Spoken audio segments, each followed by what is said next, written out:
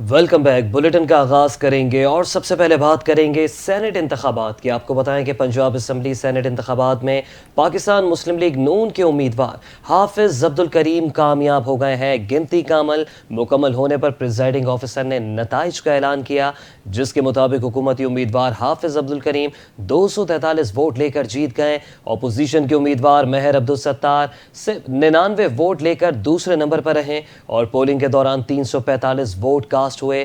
Polling کے دوران مسترد ووٹوں کی تعداد 3 رہی۔ کسی بھی امیدوار کو کامیابی کے لیے 185 ووٹ درکار تھے۔ حکومتی امیدوار کو 261 جبکہ اپوزیشن کو 108 ووٹوں کی حمایت حاصل تھی۔ گنتی مکمل ہونے پر مسلم لیگ نون کے امیدوار حافظ عبد الکریم 243 ووٹ لے کر کامیاب ہو گئے۔ سینٹ کی خالی نشست پر پولنگ صبح 9 بجے شروع ہوئی جو کہ شام 4 بجے تک وقفے سے جاری رہی۔ سینٹ نشست مرکزی جمعیت اہل حدیث پاکستان کے امیر پروفیسر ساجد میر کی وفات کے باعث خالی ہوئی تھی۔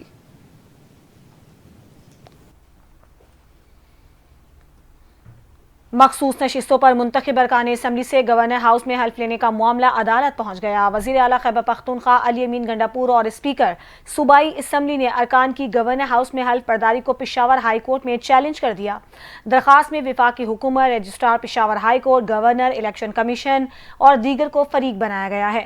درخواست میں موقف اختیار کیا گیا ہے کہ اسپیکر صوبائی اسمبلی نے ممبران سے حلف لینے سے انکار نہیں کیا۔ اسمبلی اجلاس شروع ہوا تو کورم کی نشاندہی پر اسپیکر نے اجلاس 24 جولائی تک ملتوی کیا۔ ایسے میں گورنر ہاؤس میں ارکان سے حلف لینا ماورائے آئین ہے۔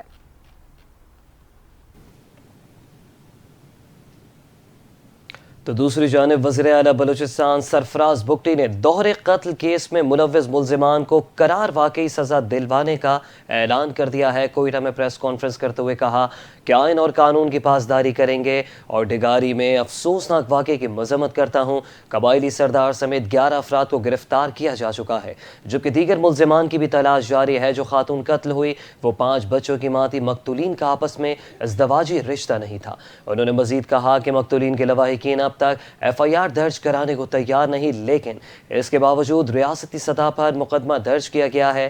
سرفراز بگٹی نے کہا کہ آئندہ بھی ایسے جرگوں کی حمایت نہیں کی جائے گی بلکہ آئینی اور قانونی طریقہ کار ہی اپنایا جائے گا۔ انہوں نے یقین دہانی کرائی کہ کیس میں تمام ملوث افراد کو عدالت کے کٹہرے میں لایا جائے گا اور انصاف ہر حال میں یقینی بنایا جائے گا، جبکہ واقعے میں ملوث ملزمان کو سزائیں دلوائی جائیں گی۔ ریاست مظلوموں کے ساتھ کھڑی ہوگی۔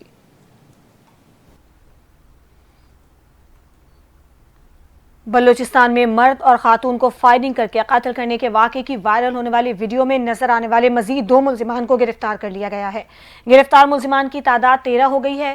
پولیس کا کہنا ہے کہ فائرنگ کرنے والے شخص اور ویڈیو میں نظر آنے والے ایک شخص کو گرفتار کیا گیا ہے۔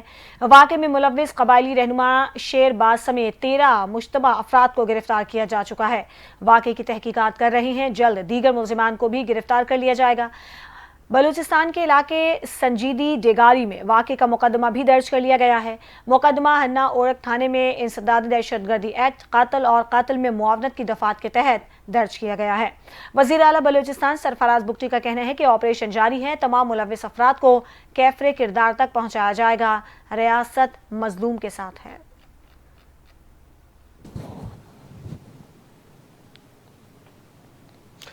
کوئٹہ میں غیرت کے نام پر خاتون سمیت 2 افراد کے قتل کیس میں نامزد ملزم کا 1 روزہ جسمانی ریمانڈ منظور کر لیا گیا ہے اور کوئٹہ کی انسداد دہشت گردی کی عدالت میں غیرت کے نام پر خاتون سمیت 2 افراد کے قتل کے کیس کی سماعت ہوئی اور کیس کی سماعت سے ATC کے جج محمد مبین نے کی۔ واقعے میں نامزد ملزم سردار شیرباز ساتزئی کو عدالت میں پیش کر دیا گیا جبکہ عدالت نے ملزم کو 1 روزہ جسمانی ریمانڈ پر سیریس کرائم انویسٹیگیشن ونگ کے حوالے کر دیا۔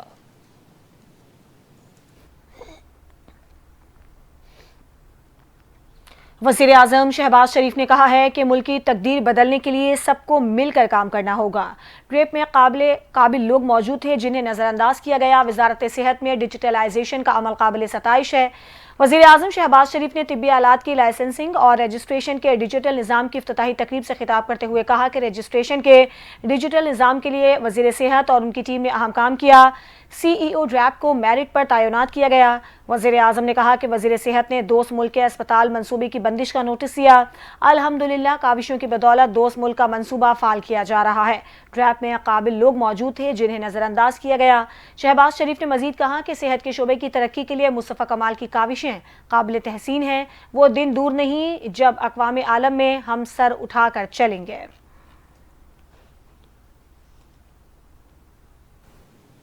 سلامتی کونسل کے اجلاس کی بات کریں گے۔ آپ کو بتائیں کہ نائب وزیر اعظم اور وزیر خارجہ اسحاق ڈار سلامتی کونسل کے اعلیٰ سطح اجلاس کی صدارت کے لیے نیو یارک پہنچ گئے، جبکہ ترجمان دفتر خارجہ کی جانب سے جاری بیان میں بتایا گیا کہ نائب وزیر اعظم وزیر خارجہ اسحاق ڈار سرکاری اقوام متحدہ کی سلامتی کونسل میں پاکستان کے نمایاں اجلاسوں کی صدارت کریں گے۔ نائب وزیر اعظم کے نیو یارک آمد پر اقوام متحدہ میں پاکستان کے مستقل مندوب عاصم افتخار احمد اور امریکہ میں پاکستانی سفیر رضوان سعید شیخ نے استقبال کیا۔ اپنے سرکاری دورے کے دوران وزیر خارجہ New York, Washington D C میں دو طرفہ ہم ملاقاتیں کریں گے۔ اسحاق ڈار دو ریاستی حل سے متعلق بین الاقوامی کانفرنس میں پاکستان کی نمائندگی بھی کریں گے، جس کی میزبانی سعودی عرب اور فرانس مشترکہ طور پر کر رہے ہیں۔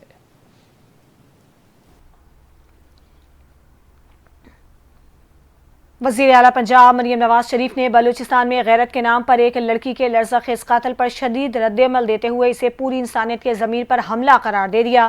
سماجی رابطے کی ویب سائٹ ایکس پر اپنے پیغام میں مریم نواز نے کہا کہ اس افسوسناک واقعے نے ہر حساس دل کو جھنجھوڑ کر رکھ دیا ہے۔ یہ ظلم ناقابل معافی ہے۔ ریاستی یا قانون سے بالاتر ہو کر کوئی رسم، روایت یا سوچ قابل قبول نہیں ہو سکتی۔ انہوں نے اس بات پر زور دیا کہ قاتلوں کو قانون کے شکنجے میں لا کر انہیں قرار واقعی سزا دی جائے تاکہ آئندہ ایسے واقعات کی روک تھام ممکن ہو سکے۔ وزیر اعلیٰ نے حکومت بلوچستان اور متعلقہ اداروں سے مطالبہ کیا کہ وہ اس واقعے کی شفاف تحقیقات کر کے انصاف کو یقینی بنائیں۔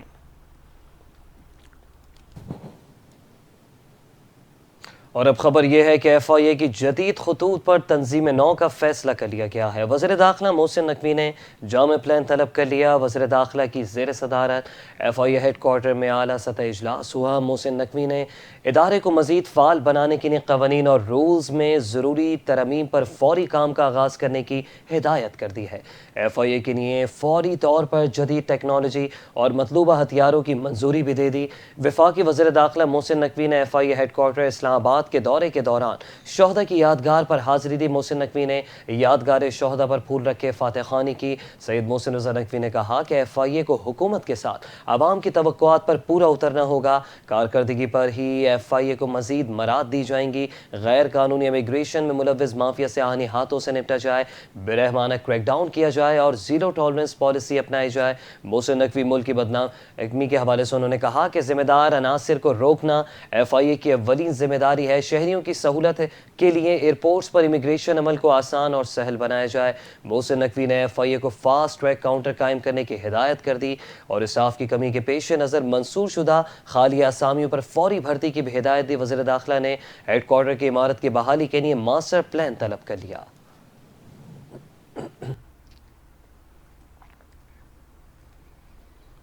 ڈسٹرکٹ اینڈ سیشن کورٹس اسلام آباد نے وزیر اعلیٰ خیبر پختونخوا علی امین گنڈاپور کے خلاف شراب اور اسلحہ برآمدگی کیس میں دوبارہ ناقابل ضمانت وارنٹ گرفتاری جاری کر دیے۔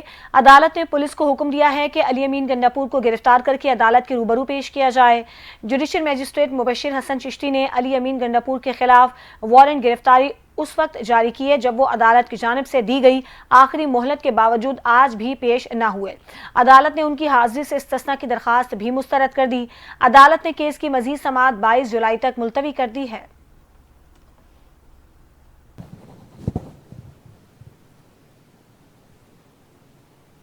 بات کریں گے پاکستان تحریک انصاف کی۔ آپ کو بتائیں کہ پی ٹی آئی کے سیکرٹری جنرل سلمان اکرم راجہ نے کہا کہ 26ویں آئینی ترمیم کے بعد عدالتی ڈھانچہ تباہ ہو چکا ہے۔ عدالت جاتے ہیں تو پتہ ہوتا ہے کہ انصاف نہیں ملے گا۔ پی ٹی آئی کے سیکرٹری جنرل سلمان اکرم راجہ نے اعجاز شفیع، فاروق جاوید اور معین ریاض، عمر ڈار، اقبال خٹک، شوکت بصرہ کے ہمراہ پریس کانفرنس میں کہا کہ جیل میں خان صاحب نے اسمبلی ممبران کے لیے تعریف کی ہے۔ ان کا کہنا تھا کہ اپوزیشن کا احتجاج جو آئینی حق ہے وہ بخوبی सर अंजाम दिया। 26 मेंबरान का रेफरेंस इलेक्शन कमीशन को भिजवाने का अमल गैर आईनी था। मेंबरान अपनी आवाज़ बुलंद करते रहेंगे। सलमान अकरम राजा ने कहा कि हमारे मेंबरान ने झूठ को आईना दिखाया तो 100 से ज़ायद मेंबरान को कौम की नुमाइंदगी से महरूम किया गया और फॉर्म 47 का इस्तेमाल किया गया। तमाम मेंबरान पीछे हटने वाले नहीं। कुछ लोगों का रेफरेंस ड्रॉप हुआ तो हर्जा सराई की गई कि डील की गई है। उनका कहना था कि कानून के मुताबिक रेफरेंस नहीं बनता। डील या मौक़िफ़ से पीछे हटना हक़ाइक़ के मुनाफी है।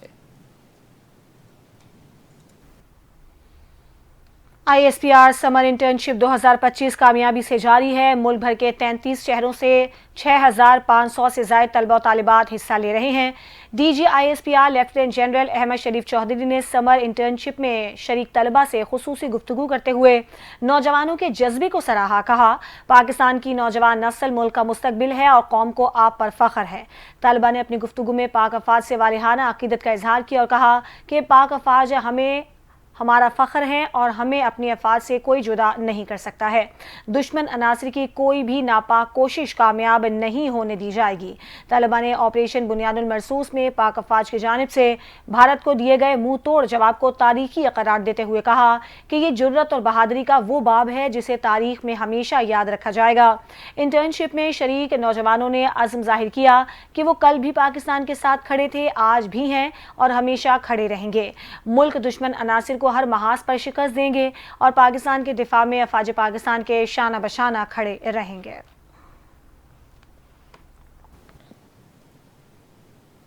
अहम मुलाकात के हवाले से बताएं कि वज़ीर आला सिंध मुराद अली शाह से मुत्तहदा अरब अमारात के सफ़ीर हम्माद उबैद इब्राहिम सालिम उल-ज़ाबी की मुलाकात हुई है, जिसमें दो तरफ़ा ताल्लुकात, सरमायाकारी और निजी शराकतदारी के मंसूबे पर गुफ्तगू की गई।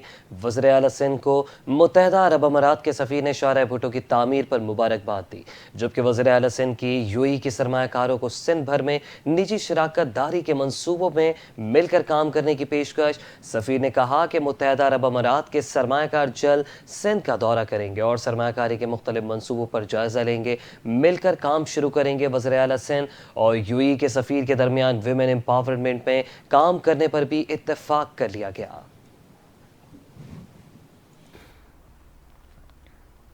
हुकूमत सिंध की जानिब से IEEP फेयर 2025 के लिए तमाम मुमकिन सहूलियात की फराहमी का ऐलान। सिंध के सीनियर वजीर शर्जील इनाम मेमन ने कहा कि हुकूमत सिंध कौमी मईशत की तरक्की के लिए मज़बूत इक़दामात की मुकम्मल हिमायत करती है। IEEP फेयर 2025 पाकिस्तानी मसनूआत को आलमी मंडियों में मुतारिफ करवाने का एक बेहतरीन प्लेटफॉर्म साबित होगा। सिंध हुकूमत ऐसे इक़दामात और प्लेटफॉर्म्स की मुकम्मल हिमायत करती है जो कौमी मईशत की तरक्की और इस्तेहकाम में मज़बूत किरदार अदा करते हैं।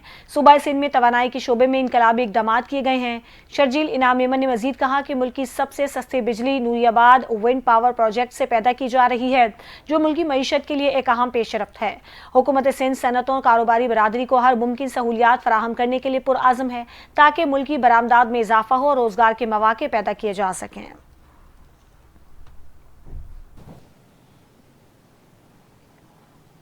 और पाकिस्तानी पासपोर्ट में बड़ी तब्दीली का फैसला कर लिया गया है। नए जारी होने वाले पासपोर्ट पर वालिद के साथ अब वालदा का नाम भी लाजमी करार दे दिया गया है। तर्जुमान पासपोर्ट्स एंड इमिग्रेशन के मुताबिक फैसला आलमी मयार से हम आहंग होने और समाजी ज़रूरियात को मद्देनज़र रखते हुए किया गया। इस इक़दाम का मकसद आलमी तकाज़े पूरे करना है। हुकाम का कहना है कि मौजूदा पासपोर्ट अपनी मियाद तक कारआमद रहेंगे, जबकि नई तब्दीली के इत्तलाक आइंदा जारी होने वाले पासपोर्ट्स पर होगा।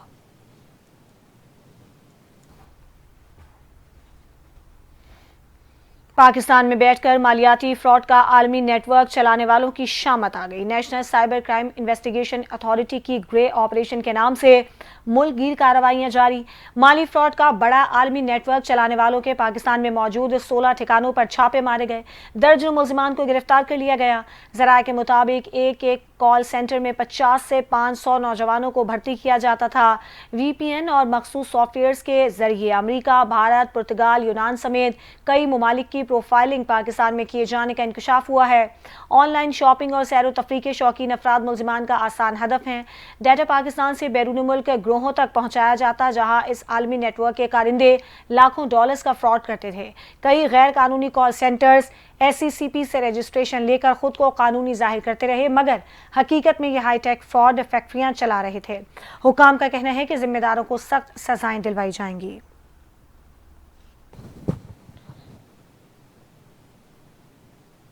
عالمی منظرنامے سے خبر ہے کہ ایران نے اپنے جوہری پروگرام پر 3 یورپی ممالک کے ساتھ مذاکرات کے لیے اصولی آمادگی ظاہر کر دی ہے، جبکہ ایرانی میڈیا کے مطابق یہ بات چیت فرانس، برطانیہ اور جرمنی کے ساتھ ہوگی، جو آئندہ ہفتے متوقع ہے۔ تاہم اس کے وقت اور مقام پر تاحال غور کیا جا رہا ہے۔ یہ خبر ایرانی پاسداران انقلاب سے منسلک نیوز ایجنسی نے گزشتہ روز باخبر ذرائع کے حوالے سے دی ہے۔ ذرائع کے مطابق ایران اور یورپی ممالک کے درمیان جوہری پروگرام پر بات چیت کی بحالی کے لیے اصول اتفاق ہو چکا اور مذاکرات کا مقام اور تاریخ ابھی طے نہیں ہوئے، اس پر مشاورت جاری ہے۔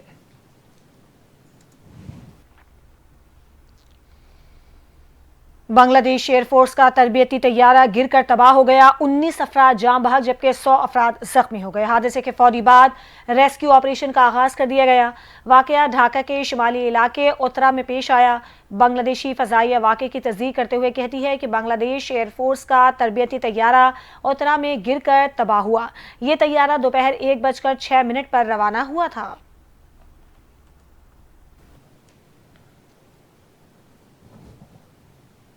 پاکستانی کوہ پیما نے بڑا کارنامہ سر انجام دے دیا ہے۔ شاہ دولت نے 8080 میٹر بلند گلیشیئر برم 1 سر کر لی ہے، جبکہ شاہ دولت نے مصنوعی آکسیجن استعمال کیے بغیر 8080 میٹر بلند گلیشیئر برم 1 چوٹی کو سر کیا ہے، جبکہ گلگت سے تعلق رکھنے والے شاہ دولت اتوار کی صبح 11 بجے گلیشیئر کے ٹاپ پر پہنچے تھے اور گلیشیئر کے بعد اب شاہ دولت براڈ پیک سر کرنے کی پیش قدمی شروع کریں گے۔ شاہ دولت اس سے قبل K2 نانگا پربت اور گلیشیئر برم 2 بھی سر کر چکے ہیں۔